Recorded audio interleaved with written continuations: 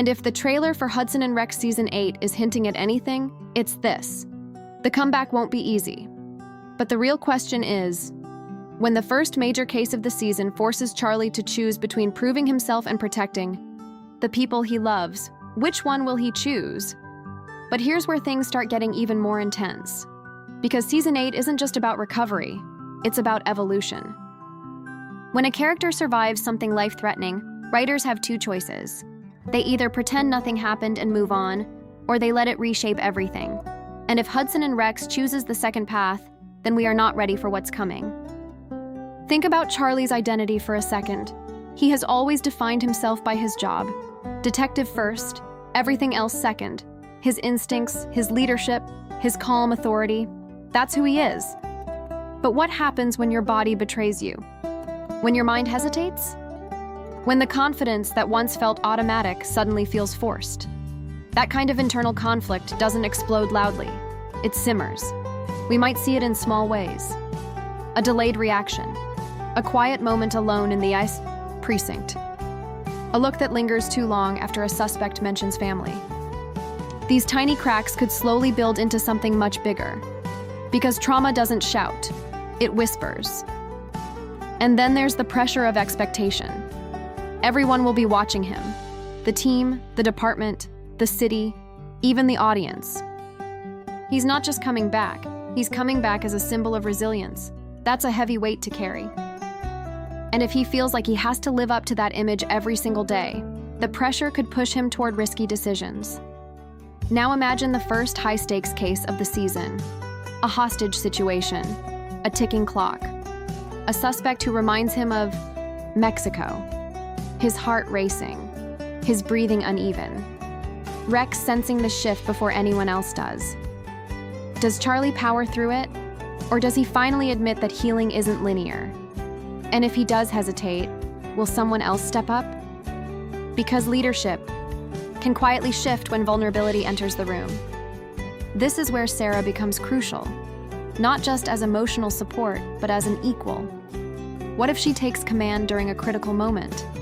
What if she makes the call that saves the day while Charlie freezes for half a second too long? That dynamic alone could challenge everything we thought we understood about their partnership. Would Charlie feel grateful or threatened? And let's be honest, their relationship has always lived in that unspoken space. Glances, almost confessions, emotional near misses. But after almost losing him, Sarah's patience might be gone. She might not want almost anymore. She might want certainty. Which leads to the biggest emotional possibility of Season 8, confrontation. Not dramatic yelling, not soap opera chaos, but honest, raw conversation. The kind where Sarah asks the question no one wants to ask.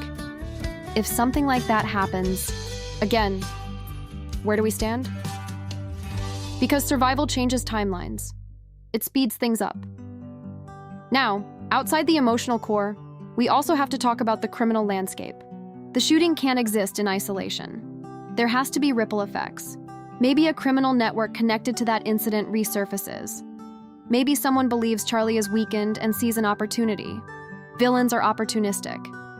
They watch for instability. What if the season introduces a more psychological antagonist? Someone who studies Charlie, who understands that attacking him physically didn't break him, so they try emotionally instead. Targeting his team, manipulating cases, creating scenarios designed to trigger his past trauma. That would elevate Season 8 beyond standard procedural storytelling. And let's not ignore Rex in all this. Rex has always been the emotional anchor. Loyal, sharp, fearless.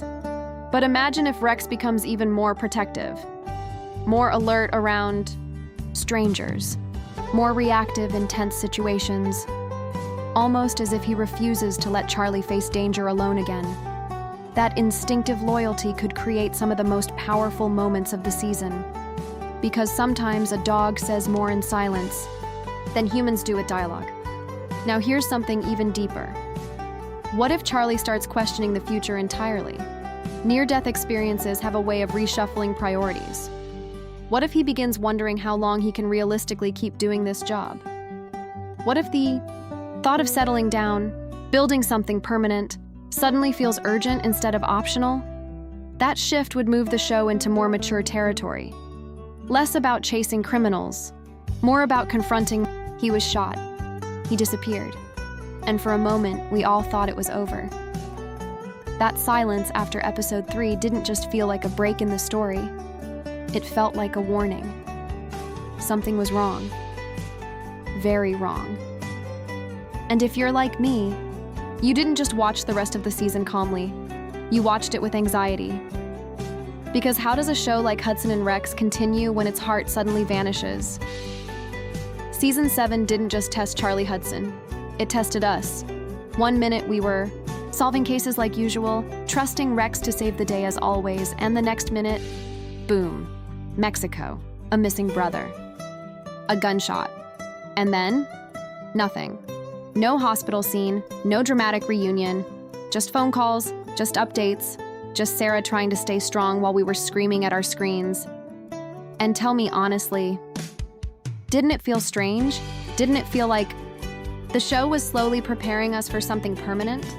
Because when a lead character disappears that early in a season, that's not random. That's not casual writing. That's intentional.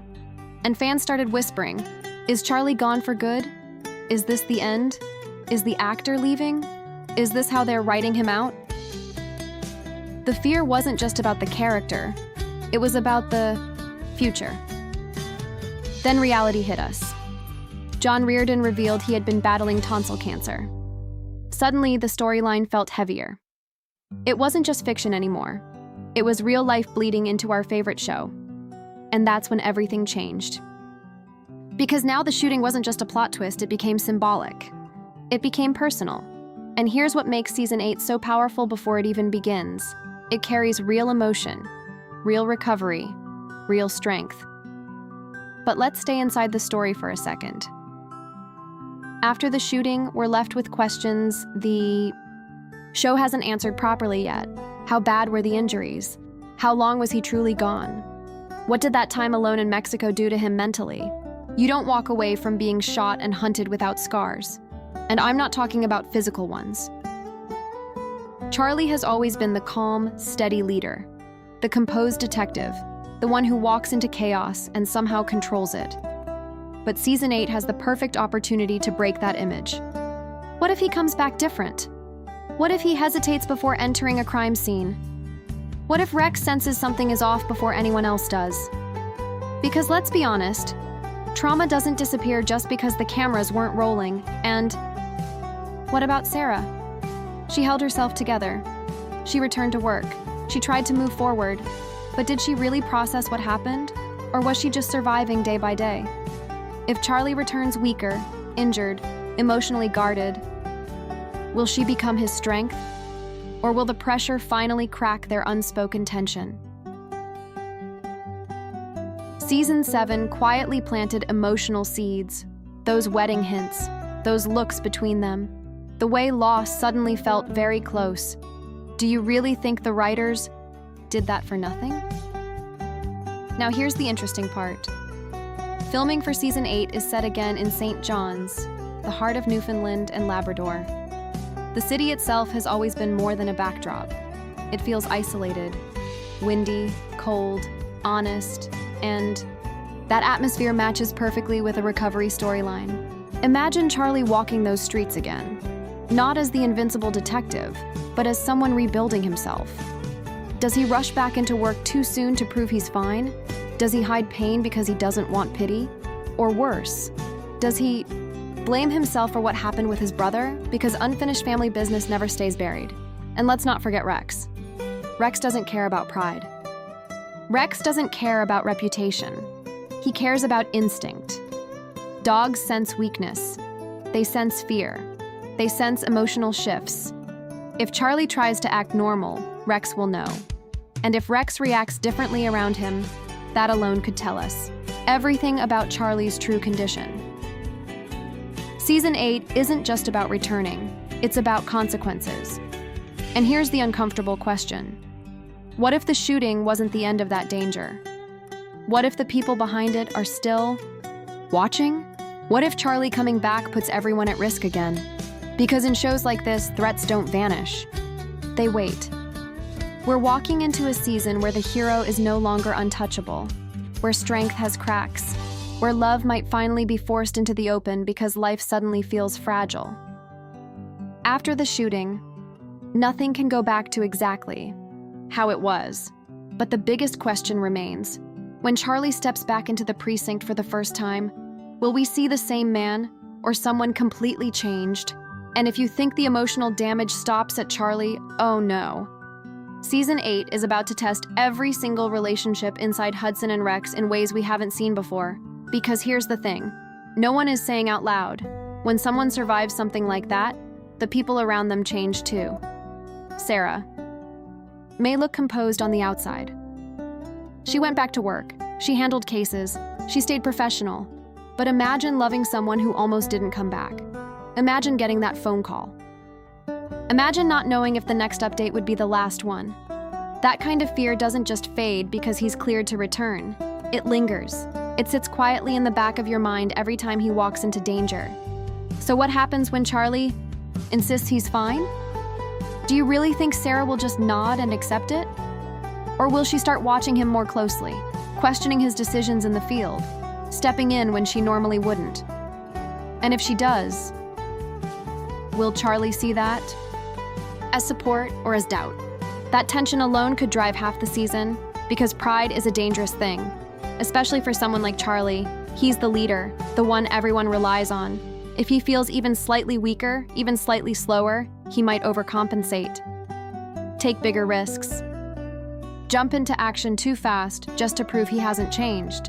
And that's when mistakes happen. Now let's talk about something else that's quietly brewing under the surface. The team dynamic. When Charlie was gone, the team had to adapt. They had to function without their anchor. That kind of shift changes power structures. It builds independence. It forces growth. So when he returns, does everything just snap back into place? Or does he walk into a unit that learned how to survive without him? That adjustment period could be uncomfortable, subtle, but very real. Maybe someone questions one of his calls. Maybe someone hesitates before following an order. Not out of disrespect, but out of uncertainty. And for a leader trying to rebuild confidence, that hesitation could hit harder than any physical wound. And then there's the emotional elephant in the room, the brother storyline. We still don't have closure. Mexico wasn't just a trip. It was personal. It was messy. It was dangerous. Family issues like that don't wrap up neatly. What if Charlie carries guilt? What if he feels responsible for what happened? Survivor's guilt is powerful. It can cloud judgment. It can isolate a person. And if he starts pulling away emotionally to protect the people he loves, that could create a whole new kind of distance between him and Sarah, because sometimes surviving is harder than falling. Meanwhile, Rex becomes even more important. Rex has always been the steady force, the silent protector. But Season 8 might show us a more protective Rex than ever. More alert, more reactive, almost as if he refuses to let history repeat itself. And that shift in Rex's behavior could signal to the audience that the danger isn't fully gone. And speaking of danger, what if the shooting wasn't random? What if it connects to a larger arc? A criminal who isn't finished? Someone watching Charlie's recovery, waiting for the right moment to strike again. That kind of long-game villain would push the season into darker territory, less episodic, more serialized, more psychological. Now let's step outside the story for a second. John Reardon returning after his real-life battle adds another layer entirely. The authenticity of recovery, the subtle exhaustion, the emotional depth that can't be faked. When reality and fiction blend like that, the performance becomes heavier, more honest. And viewers feel it, which means Season 8 won't just be dramatic. It will feel real. And if the writers are smart, and let's be honest, they usually are, they'll use that reality to deepen Charlie instead of pretending nothing happened. We don't want a perfect comeback. We want a layered one. A fragile but determined leader slowly reclaiming his place. But here's where things get even more interesting. What if facing mortality changes Charlie's priorities? What if solving crimes is no longer enough? What if almost losing everything forces him to finally make a decision about his future, about Sarah, about building something permanent instead of living case to case? We've danced around that romance for seasons, teased it, hinted at it, delayed it. But after a life-altering event, hesitation feels unrealistic. Fear has a way of clarifying feelings. So imagine this, a quieter Charlie, more reflective, less afraid to show vulnerability. And Sarah realizing that she doesn't want to almost lose him again without knowing exactly where they stand. That shift could move the show into emotional territory we haven't fully explored yet. But here's the twist no one is prepared for. What if recovery doesn't go smoothly? What if Charlie pushes too hard and collapses mid-case? What if a suspect escapes because he hesitates? What if someone on the team gets hurt because he wasn't fully ready?